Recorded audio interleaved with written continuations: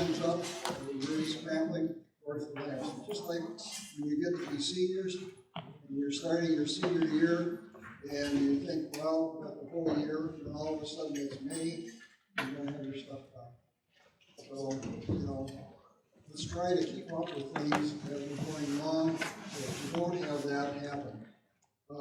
There's a few things I'd like to go over to start with, about what I expect, what we expect as faculty, and what we'd like to have you aware of. And then go over what we'd like to have you do today, and get started with the actual procedure. One of the things that you probably realize already is that everything isn't completed. The clinic isn't completed, the HEC isn't completed, the sim clinic isn't completed, the wet lab isn't completed. The only thing that's complete are you guys.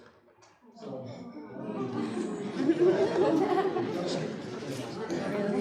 think this is a good life lesson too, because you'll find this very thing in life that you can read textbooks, you can read instructions on how to do things, and yet when you start into doing things, you find that not everything just goes 1, 2, 3, and you have to make accommodations.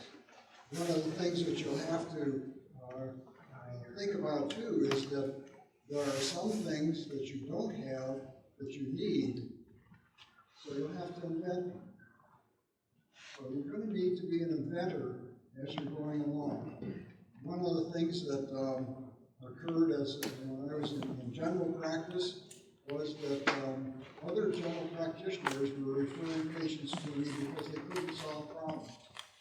And they said, well, to their patients, if their patient wanted a certain procedure done, and the dentist said, well, I don't do that, or I don't know how to do that. They'd say, well, I don't want to do what you were intending for me to do. What can I do? And the dentist would say, well, go over and see Jack, well, he'll do it. And that's what happened. I learned how to do things that other people didn't know how to do, and consequently built practice on that. And then subsequently, when I became a specialist, that was just another enhancement. So learn how to do things that other people don't know how to do, and do them well. And you'll be surprised how that will build, and you can have a lot of fun with it. I understand that I know you do have your seat assignments, or your cubicle assignments for the sim lab. And I will pass a form around so that you can fill that in, so I know where your seats are, where you're sitting. As I understand, you have not been assigned the wet lab seats. As you know, the wet lab only has 40 positions. So there's a big deal about what are we going to do. We're going to break it up into 2 classes, and that's not our problem. That was your problem. That was the administration problem.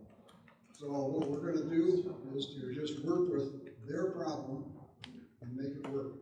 And one of the things that I was aware of last year and years before, when our students were assigned seats in the wet lab, I'd go around to these different seats to check on something, and the students were never in their seats.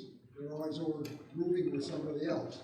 So you have friends, you have somebody that you're going to work with. So what we're going to do to start with is have you double up, so that you'll have 2 people per desk. And not everybody's going to be working at that desk at the same time, but you can make it work. If you find that that's not going to work, or that you do need to have a little extra space, there's no reason you can't go back in the sim lab and you can do some lab work in the sim lab. Just be careful, no matter where you are, to leave it better than you found it.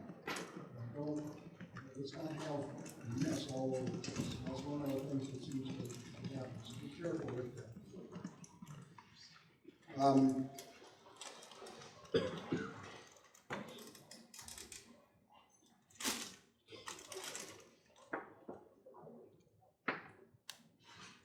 Everything that we'll be doing is all in folders, and it's on your computer.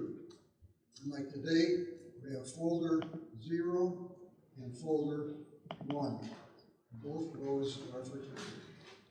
After that, every folder is for a certain day. And all the information that's in the folder is what we'd like to have you do. If you pay attention to that, you can get through the course okay. One of the things that we do run into is that, there are sources online. There are different videos that are online, different magazines, texts, and so on. There's not just one way of doing the complete denture, or doing an implant over denture, or doing an implant. There's like 400 different implant companies now. So, there's a variety.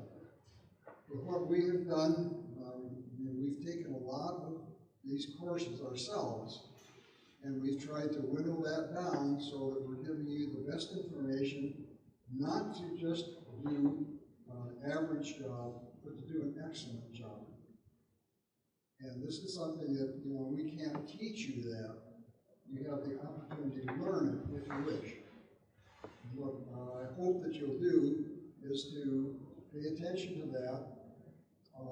One of the things that's very easy to do is if you will take notes.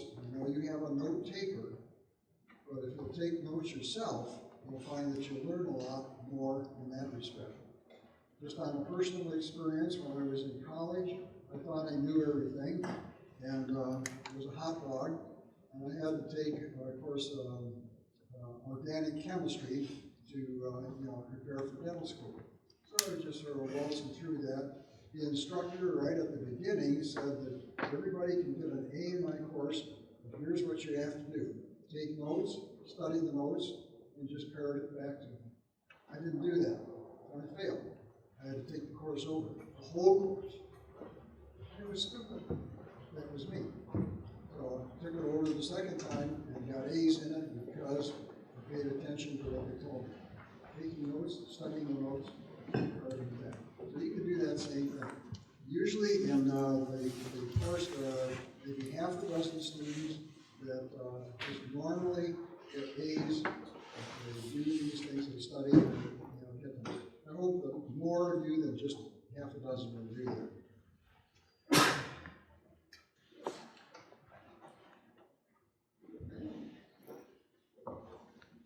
In the didactic course, there's two courses that we have. One is the didactic course for giving a lecture and then having a quiz, and then a midterm and final. So we'll have a quiz every week. We have just a short quiz, 10 minutes, and then a midterm exam, and or I should say midterm review, and then a final review.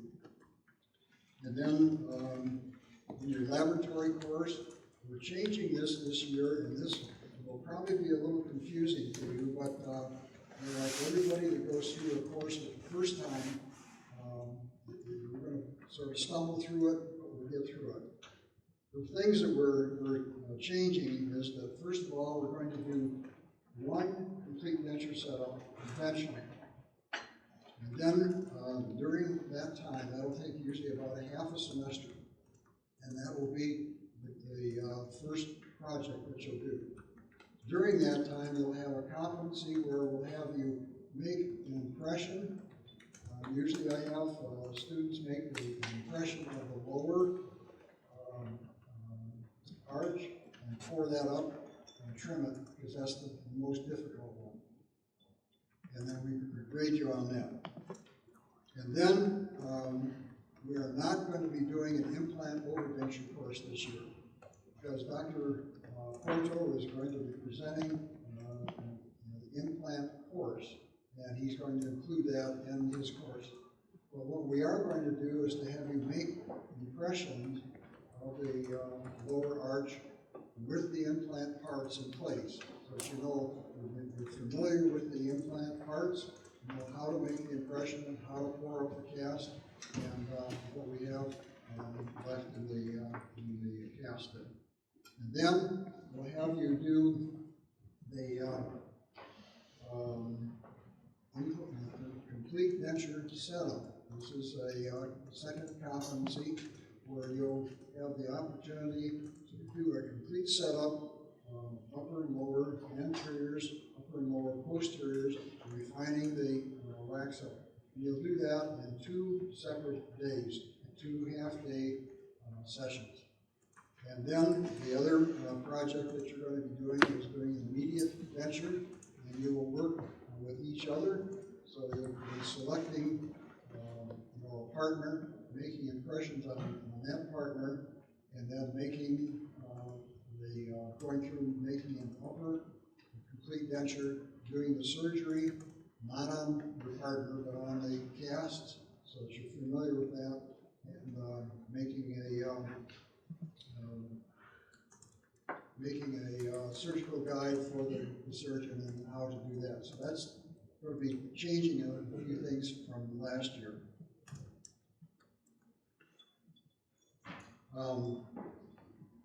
There are demonstrations. We've made, a few years ago, we made videos of how to set teeth, how to do everything on the complete denture, and that is still utilized. It's old, but it's still relevant. So use that if you can. There are going to be 6 of us that will be your instructors. Myself, Dr. Tony Lulu, Dr. Jay, Dr. Porto, Dr. Rosante, and Dr. Resnick. So we should be there all the time. One of the things that I don't like to see among the instructors is to have the instructors pull out their cell phone and be watching the cell phone while they're supposed to be working with you. So if you see that, let me know about it. I'm going to emphasize that to each of the instructors, not to be using the cell phone while we're working with you all.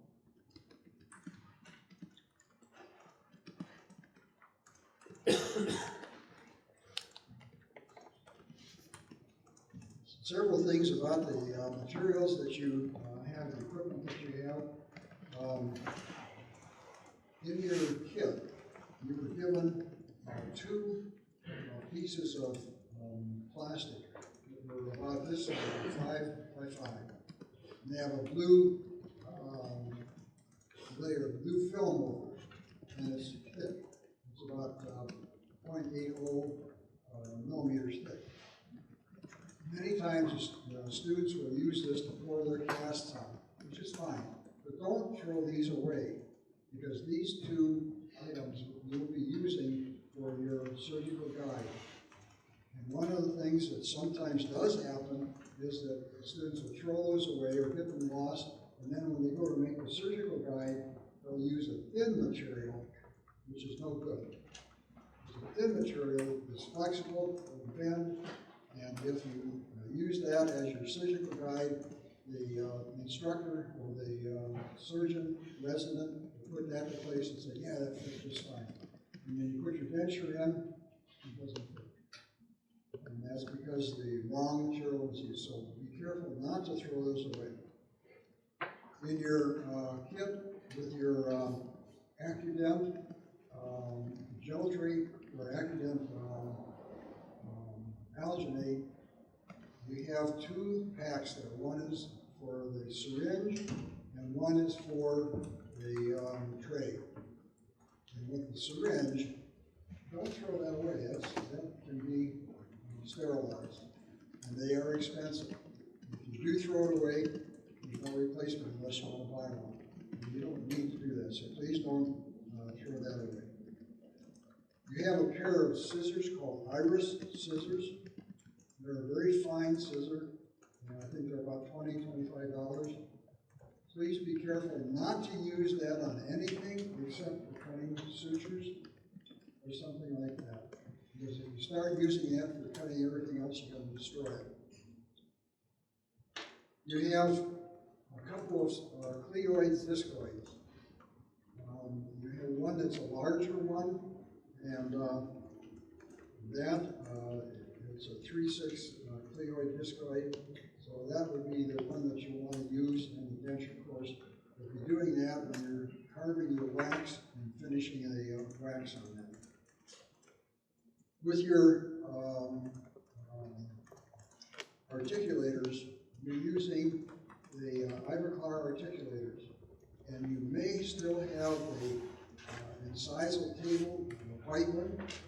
If you do have that, replace that with the red incisal table. That's a 15-degree table. It has a little flat surface and a little incline on it. And when you're putting that in, your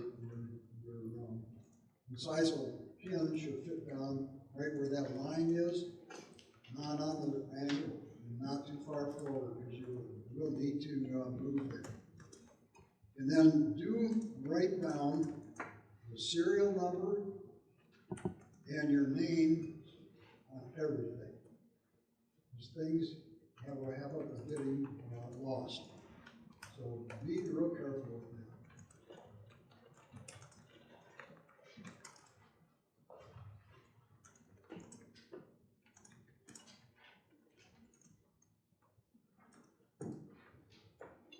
Did you, I think last year you had, as first year students, you had a small dental engine that you had. It wasn't not a Dremel, but a laboratory engine. Or did you get that this year? We got it. Last year? Yes, it is. This year?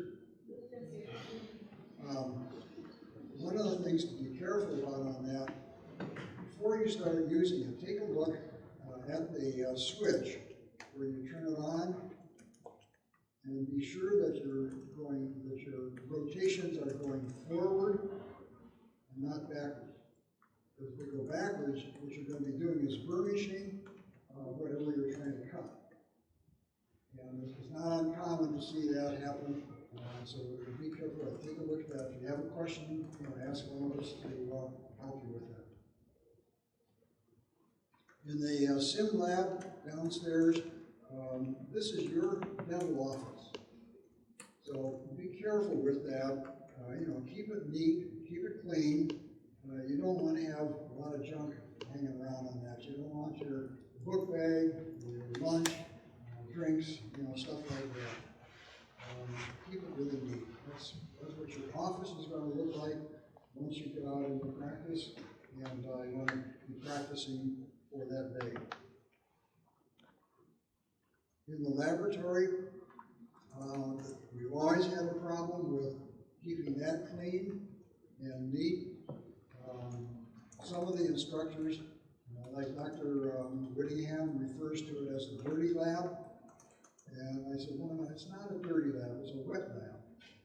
And he has a hard time saying that with reason, because the lab really looks bad a lot of the time.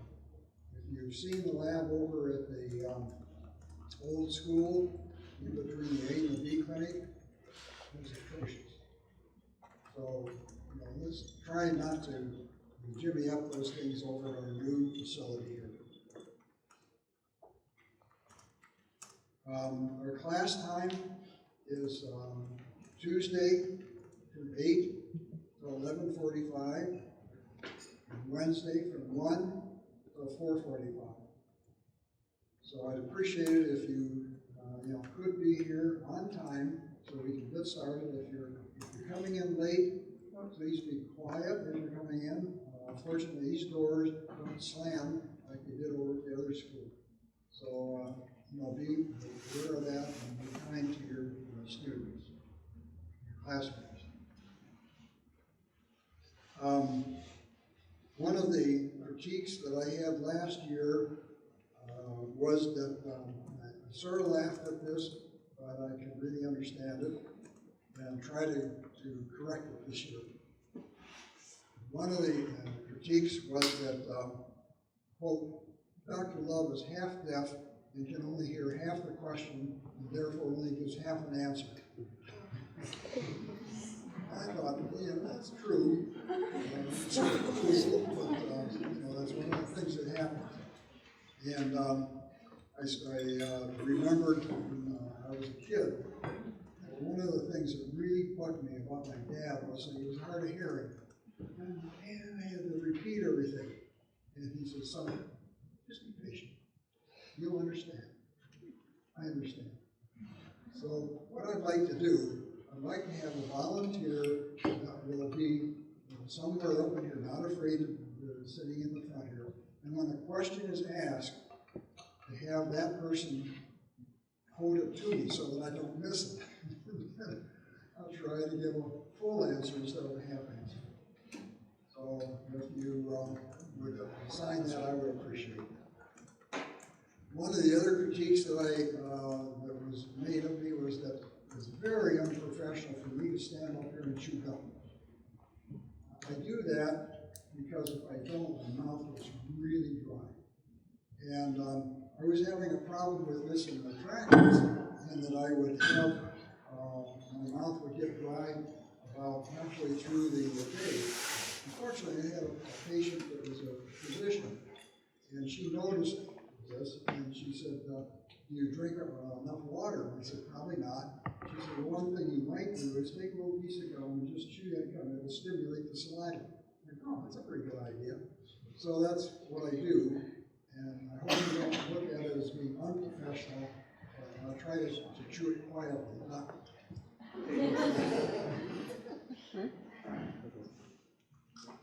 One of the other critiques was that I repeat things too much. If we say things once, fine, it's just done once. So yeah, I'm going to repeat things. Hopefully we'll be able to repeat things in a little different manner each time. And it won't be teaches for you. One of the other critiques that every year we hear is that this course has too much lab work. That when I get out and practice, I'm not going to do all this lab work. I'm going to have other people do this lab work. I don't see why I have to do it. If we do it once, we should be able to understand everything. So why do we have to do experiments? Why do we have to do it 3 minutes? That's how you learn. And I think you'll find that once you get into the clinic, that you'll appreciate that you have some experience in knowing what to do and how to judge other people's work.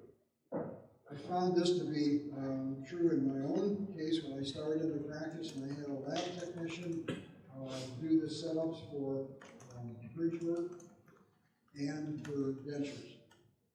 And I ended up redoing it because it didn't satisfy me. But I knew how to do it. And I couldn't get across to the lab technician exactly how I wanted it. So, you just do it. And I found that for me, it was a lot more satisfying. I didn't have to crab at anybody. Just did it. Most of you are not going to be like that, but at least do your lab work and do it well. Every part of your lab work is important. And we will be checking on every part of it. And some insignificant things, like when you're making your preliminary casts, you're going to throw that away. So why be real neat about it? Because I want you to. So that's just an item that you get into the habit of doing it, and you carry that through to all of the other work that you're doing. If you get into the habit of doing this one I can be messy on, then when you're doing something that you need to be really neat on, well, maybe I can be a little bit messy. And it's going to just cascade. So remember to try to do everything as best as you can.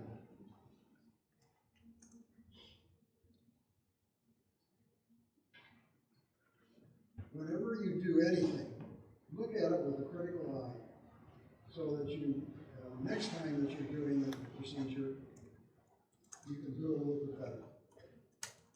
And that's why we call it our work being in practice, dentistry, not in the perfect part.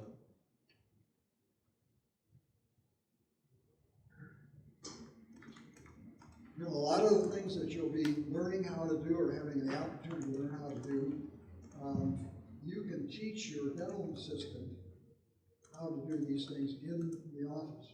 For instance, after you make an impression, your dental assistant before that impression. You can teach a dental assistant how to do it.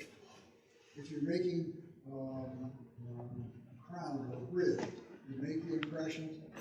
You can teach your dental assistant how to pour the cast, how to trim the dies, how to do all these things to your satisfaction. So that's one of the things that you want to think about learning. I think the main thing that you'll be able to see in doing the complete denture course is where teeth are supposed to be. And this is something that I think would be good for orthodontists to know, because as an orthodontist, you're doing a full mouth reconstruction. It's just with natural teeth, and where do you put them? So think about it. And if you're doing bridge work, the same way. Where do you put the teeth? Where do you do the bridge? Where do you put the crown? How do you shape the crown?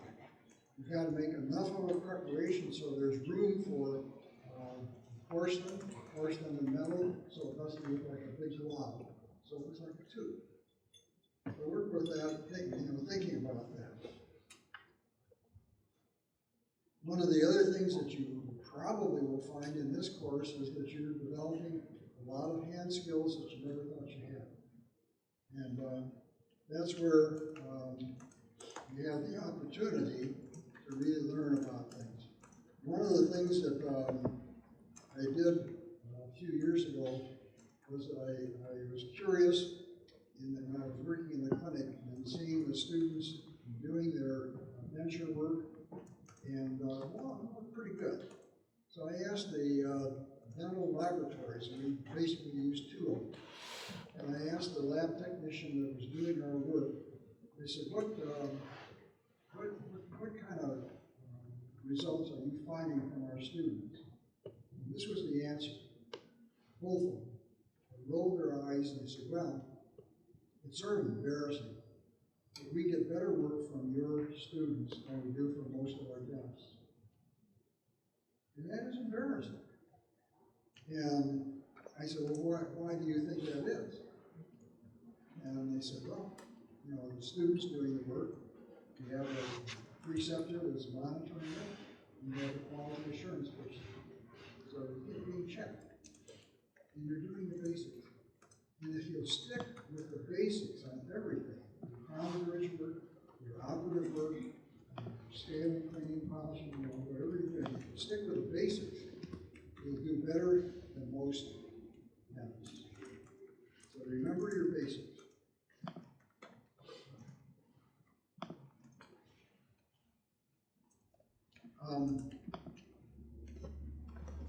If you'll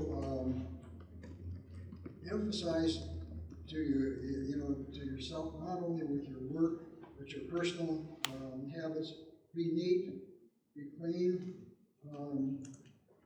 Wear clean scrubs if you're going to be wearing the scrubs. Be aware of even like your shoes, so that they're not just looking like they walk through mud.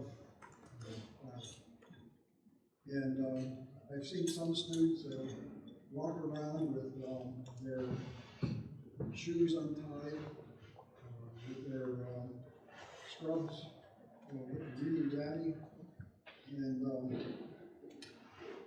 just proposes that we are not as neat and clean as we should be. So be real careful about that.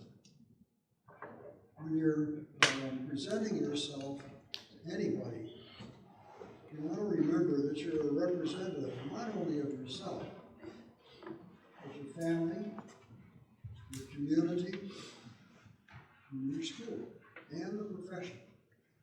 So, be thinking about those things. One of the things that I noticed a few years ago, and it was really difficult for me, was that there was a student who had a terrible odor of breath. Really bad. And I asked the preceptor, I said, have you noticed this with such a student? Yeah, we can hardly stand to talk to him. I said, you mentioned anything? No, I can't mention that to the student. He said, well, I think you should. You know, that's a veteran. Here's a person, if you're going to be graduating, you're going to be a representative of our school. Goes on and starts working with people, greets on them, and people say, yeah. So I went to the student and tried to be diplomatic, and the student said, well, man, I never realized that. And found out that the student hadn't had anything done in their mouth for like 3 or 4 or 5 years. There was calculus all over the place. The tissue was bleeding, and that's what was causing the problem. So he had his teeth cleaned, got things cleaned up. So, if you notice that, be kind to your partners and let them know. Or if one of us has that problem, let us know. I noticed that with one of the faculty one time, and I was really scared to mention it to him.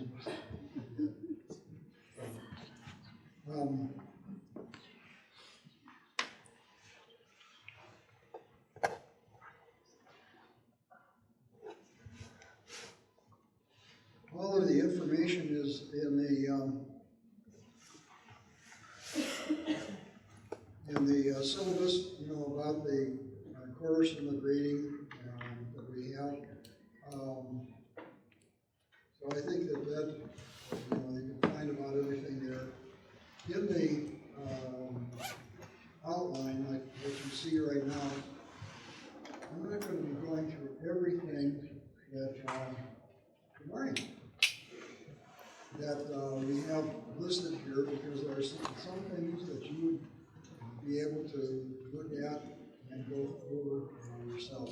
But we'll try to take the things that are going to be important for you during that particular day and then go through them and answer any questions. Most of the time, you find that students in this class would like to have some help from tutors. And I've got 2 sets of tutors, one from 3rd year class, who are now just getting into the 3rd year, and they're all pretty good at this. There are some really nice 4th year students. One of the things you're going to find with the 4th year students is they're really going to be humping to try to get through the 4th year. This summer, they've had very little opportunity to do work in the clinic, and that's a hold up for them. So they're going to really be working on it. May not have enough time to work with you, but both of those are listed in your folder on the 00 folder there. One of the other questions that many times we have is, why are we taking a course, or why are we giving such an extensive and complete ventures? Because everything is prevented now. I have the flossing and sealing and fluoride and everything, so there aren't any people that really have a problem with no teeth. But it's really interesting that I think it was 20 years ago, when I first started in this course, they said, and I read this in 2000, that by 2010, there would still be about 33 million Americans that have no teeth. And in 2010, I read where in 2020, there would be about 34, 35 million Americans that don't have teeth. And now I'm reading, or in the future, that's going to increase. Not because of lack of prevention, but, increase in population, increase in people coming in from all over that haven't had the advantage of dentistry. So there's still going to be a need for dentures and for replacements. What you're doing with the denture course is learning how to do a complete rehabilitation of a person that has no teeth, but doing it with removable appliances. And nowadays, of course, you do have the opportunity to work with implants. It used to be that we would, when we had our patients come in, give the, and there was dentures, okay, we'll make an upper and lower denture for you. But now, here you present to the patient, you have the opportunity to do implants on the lower, to help stabilize the lower denture, and then, upper denture, and if that doesn't work, you can think about implants on the upper. So, it's been quite a change. And this is more like the standard of care, rather than just dentures. Dr. King, do you want to take a look or check down the browser? Yeah, he's not here. They usually come in on 8:30. Yeah, we put down a bill. I waited you heard it.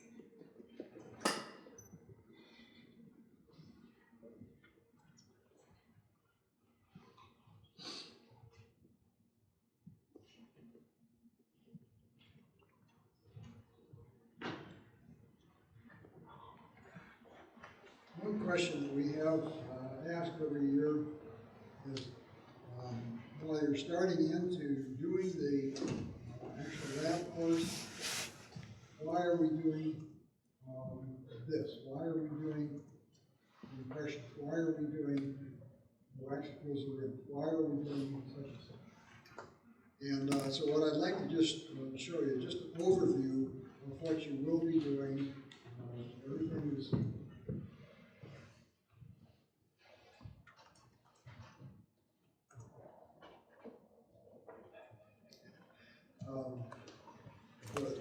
everything that you will be doing, but just doing it in segments. So we just go through that to start with.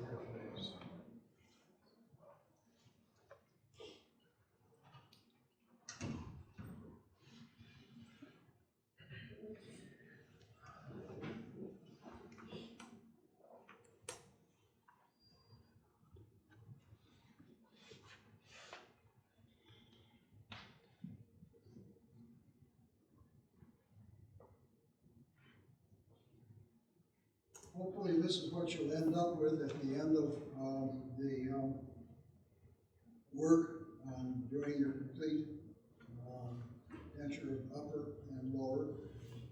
You'll start out by making your preliminary impressions, and that's what you'll be doing today with your AccuDent material, and then trimming your casts so that you have a decent cast to make your final impressions with. Then you'll make a custom tray that will fit exactly for the patient. And then following the outlines as to why we do the dimensions that we do. And then working with that so that you have enough space. And then when you make the final impression, you should have an accurate impression of the arches. There'll be certain areas that you'll want to reproduce so that you have them exact. And then when you're pouring the cast, this is one of the procedures that if you learn how to do this procedure, you'll not only have a good cast, you'll have an excellent cast. And I see this all the time when we get down into the clinic and students don't do this, they take shortcuts and then they have problems. So learn how to do this. To start with, it does take some time. There are different ways of doing it. I've done every conceivable way, and this is the best way. It really gives you an excellent cast. Some students, they'll see something on video or in another magazine and say, oh, I can use this, this is really nice. It's not going to work as well as this. So just try to follow along. Try to do what we're showing you and learn how to do it and learn it and and then you'll be making registration bases that will fit not only the cast, but will fit your patient. And then making wax occlusal rims so that you can create the amount of space in between the upper and lower arch, the correct spaces. And then making what we call the centric relation record, the vertical dimension, and then putting the casts together and finishing the setup so that it looks really nice and it's nice and solid. And then starting to set up your teeth. We have a routine that we use here. Not everybody uses this routine, but we do. We're setting up the upper anteriors first, the lower anteriors second, the lower posteriors third, and the upper posteriors fourth. The typodonts that you have are not ideal. They're from an actual person, and you'll find a couple problems there. But that's where you'll learn how to work around these problems and end up with a nice result. After you get to the position where you've got the teeth arranged, then you want to do the finishing with the finalized waxing so that you have a nice wax up, a nice trial denture to give to the patient to see how they like the looks of it and see how it feels and see whether you've been able to capture the interocclusal record correctly. Now, I emphasize this, that you'll have the opportunity to learn. Nothing we can do to teach you. So enjoy that opportunity and do spend the time to learn.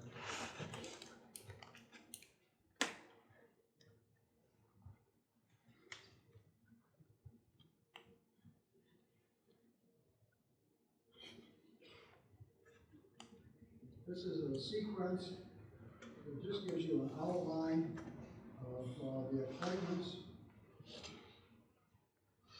And granted, in school, you'll be spending more time possibly than you will in practice. But to start with, use this as an outline, and that'll be helpful for you.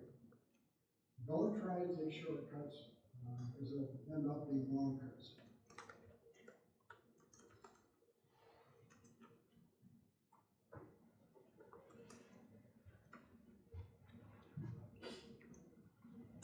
Here's just an outline of the anatomy. Most of the time you'll find, once you catch on to making the impressions and working with the upper denture, most people can get along with whatever you do on the upper. There are certain areas that you have to pay attention to, like back in this region here, capturing the region back here, capturing across the palate, back in here, so in the ridge area, in the periphery. But it's pretty standard and pretty good. You're not going to have much of a problem with it. The thing that all dentists seem to really hate and really have a problem with is lower dentures and the lower arch. I've heard comments from dentists saying that you never make a lower denture, because they're only upper dentures. I said, what do you do if a person needs a lower denture? Refer them out. Or make an upper and lower denture and not charge the patient for the lower denture. He said, how can you do that? I want to charge double for the upper. Things like that. But the lower denture really causes a problem because we don't understand the anatomy and what all is happening. And that's one of the things that, as you're starting in with your patients, is to learn how to educate them as to what is not going to happen. And one of the things that you'll find happening once you get out into practice is you're a new dentist, you know everything, and the patient's going to come into you, I have these dentures, the upper one's okay, lower one, I'd have to find a dentist, just don't know what to do. But you're going to fix that lower denture and make a new lower denture will be just fine. Don't be suckered into that.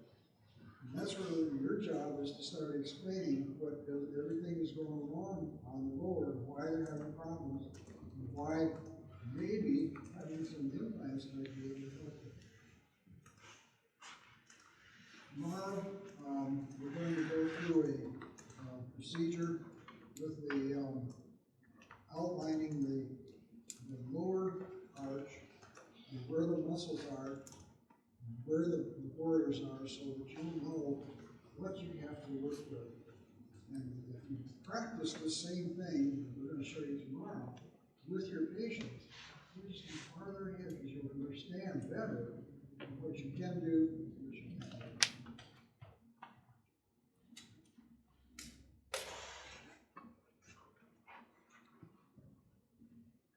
Here's a Word document just talking about making preliminary impressions. Read that if you have an opportunity.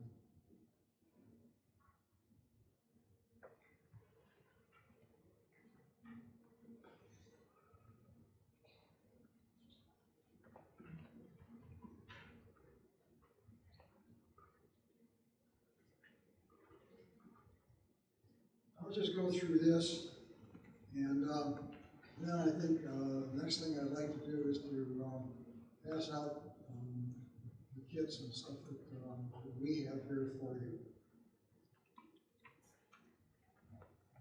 You'll have, hopefully, within a short while here, you'll have your bench list, allocated page, and impression trays. What you'll need is to have 2 bowls, 2 spatulas, so you can help each other on this. You'll probably need a flame at some time, maybe not today, but instead of using the green stick compound today, you can probably use local wax if you have that. If you don't have it, we'll just get along without it. But you do have the Acudent XD, the syringe, and the training tray. And then your water measure and your alginate syringe.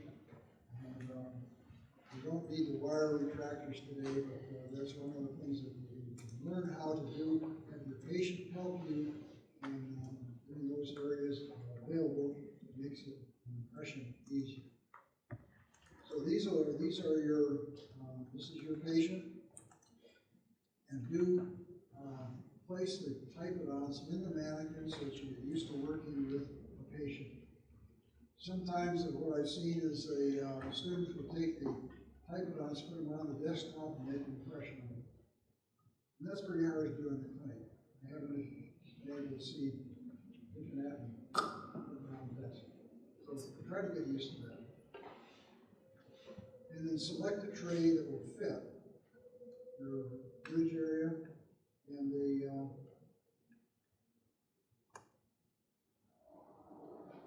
good news, bad news, no news. I don't have impression trays for you. I'm wondering if it's ready or. Ray said that the storage area here.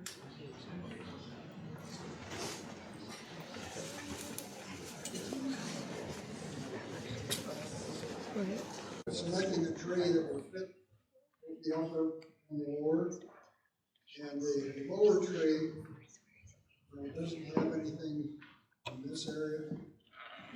And it seems to be obvious, but you'd be surprised at some times when you see students making an impression on the upper and the lower tray. So how do you capture the palette? Oh. We've all done it. This is just one way of helping to push the tissue out of the way, where you'll be using the compound, but since we're not going to be using flame today, I think we'll use either the rope racks that you have or nothing. We'll go through that. And then in mixing your academic material, we have material for the syringe,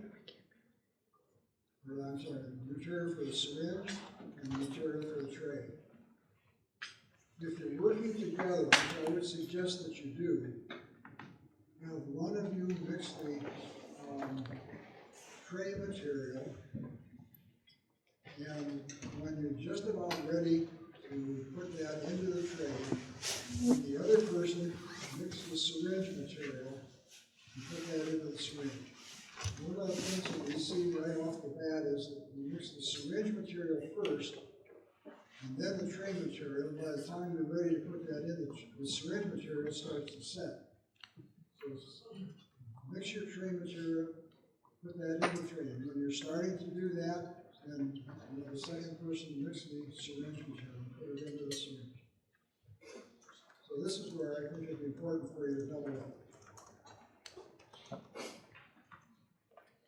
So this is what it looks like, getting the, and be sure to use the amount of water that's suggested. If you use too little, it's going to be really dry. Maybe cheat a little bit with the water, giving a little bit more, but not a lot more. That will change the set of the material. And then squirt the syringe material around the periphery, on the buccal, labial, and lingual.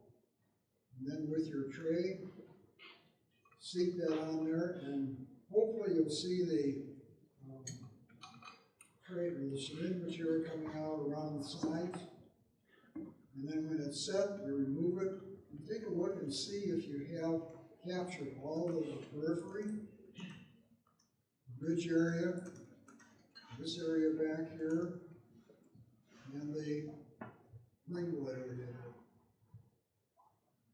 And I know that you don't know the anatomy. You maybe have an idea about it, but don't worry about that right to start with.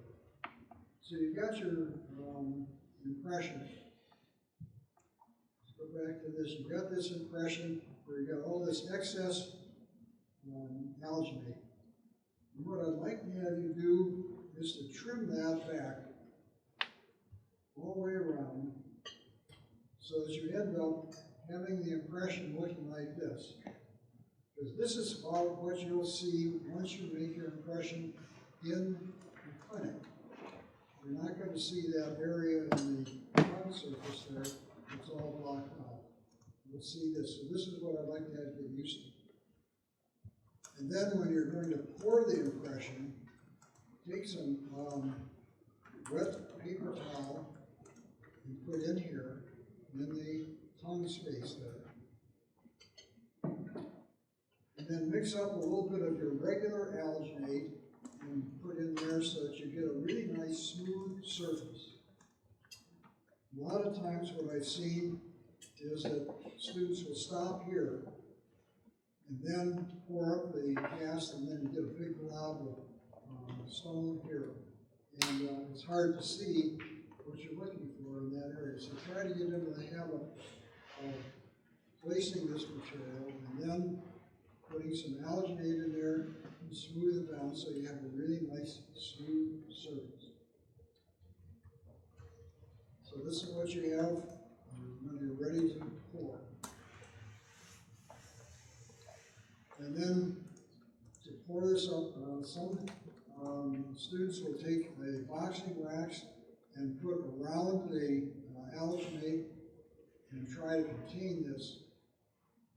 And if you're doing that, you're going to spend more time in trying to get that around there, and the plaster or stone is still going to go all over the place. So don't mess around with that. Just pour the stone in here. Be sure that you use the right combination of water and powder. And when you're mixing your alginate and mixing your stone, put the water in the bowl first, and then the powder in second. Or when you're mixing stone, water in the bowl first, the powder second, and then mix it. And you can do it fast. Don't take all day to do it, but do it rapidly. If you are using a vibrator, be careful about using the vibrator. Don't turn it all the way up. Just turn it just barely on. Because if you turn it way up, you're going to produce a lot of bubbles. So just barely turn it on, just to settle those bubbles down. And then put the stone in there, but just bring it over the periphery. Try to do that just for a couple of millimeters. And then make it irregular on this surface. And let it set. With the upper, you're doing essentially the same thing, starting back in the distal buckle of the tuberosity and capturing this area where the hannular notch is located. Go all the way around up to the midline, and then start on the other side, go all the way up to the midline, and then with the remaining material, squirt it into the palatal region right here. This alginate does not run like your regular alginate, like the gel tray does. So you have the opportunity to do that. And then when you put the material into the tray for the upper, try not to have it just going from one side to the other side flat. After you get it in the tray, take it over to the water, and then take your finger and just create this ridge or a semblance of the ridge area. And then place it in several different ways of placing it, depending on how you get used to it. Coming in from the back, seating it on the posterior first and coming forward, or starting in the anterior portion and then seating it towards the back. One thing you don't want to do is to seat it just straight up, where you're going, not front to back or back to front, but just going straight up. Then you'll capture bubbles. In the same way with the impression, checking your impression to see if you captured everything. And the areas that are important to capture is the region back here, and certainly the periphery. And then do the pouring just like you did before. Now, these are the two plastic sheets that I was telling you about. And it's okay to use these. Just make up another pad of the stone, put that there, and then put your cast on there. You don't want to put the cast on there while the stone is setting in the impression. Wait till it starts to set, 15 minutes or so, and then put it in. Because if you flip that right after placing the stone, it's going to seep on out, and then it's not going to be accurate. And then, to trim your bases neatly, which today you can't do here because the trimmers are not set up. So what we're going to have you do when you get the trays, everything is to make your impressions in the pipelines, or the pipelines in the management, and then wrap them up in wet paper towel, and then take them across the street to the lab, and go to the 3rd floor, and use the lab in there to pour your tests. There would be a half hassle, but, you know, that's what we have to do. When you're doing this in the clinic, or if you're doing it normally, as you make one impression, for instance, you make the lower impression, pour it right away. Don't wrap it up and set it aside and say, you know, I'll make the other impression and pour both at the same time, because they won't be activated. Today we're having to do that rather than running back and forth. But don't do that as a habit. I have a little saying that whenever I'm working with the students in the clinic, and they'll show me the impression, an alginate impression. Yeah, that looks good. Pin. And usually they say, huh? It's a pin. Pour it now. Ah, okay. So pour it now. Keep that in mind. As soon as you make an alginate impression, pour it right away. Instructions say that you have 30 minutes, and they can still be accurate. But if you believe that, it's usually going to be an hour before you pour it. And it's not going to be. So be careful. Do the same thing with the upper. Once you make an impression, then pour it right away. One of the things I hope you've heard me say, making your impression. You will hear a lot of dentists say, go take an alginate impression. And go take an x-ray picture. Take x-rays. Take this, you take that. One of my patients one time told me, he says, you know, when I come in and you would examine me and everything, and you take x-rays, and then you take impressions, and you take information, and then you take my money. And I said, well, why don't you make something so I don't mind that if you do take my money? I said, oh, that's a good idea. So I tried to remember that, and when I'm working with a patient, I'm going to make their impression, or we're going to make x-ray pictures, or we're going to make have the outline for you so that you can make us aware of what your medications are and so on. So be careful about words, things that you're, how you present yourself, how you present yourself. So once you go on to that portion, you're on your way.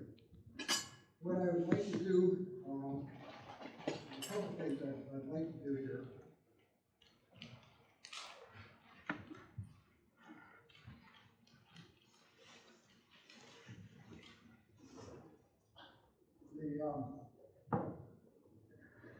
Your first quiz is today, and this is an optional quiz, but I do like to have you participate if you will. Just let me know a little bit something about yourself. One of the things that I learned in taking the course one time was that you don't want to work for anybody that you don't know. I asked the instructor, I said, what are you doing here now? Ask questions. So my question to you is, I know a little bit about you. So she can pick this up. You don't have to do it if you don't have to. And then, we got jobs. Every one of you will have opportunity to take jobs.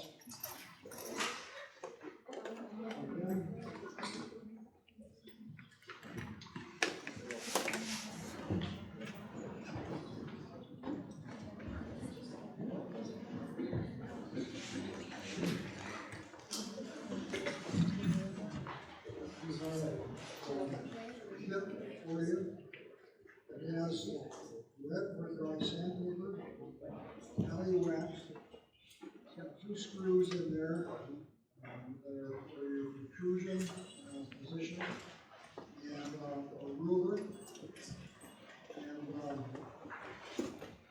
a reed stick combo.